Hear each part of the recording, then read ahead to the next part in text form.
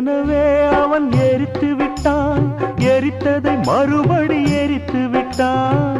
தர்மம் காக்கும் தேவனோ தூங்கி போய்விட்டான். வாழ்க்கை எதுவென்று புரியவில்லை, வாய்விட்டு அழவும் வசதி இல்லை.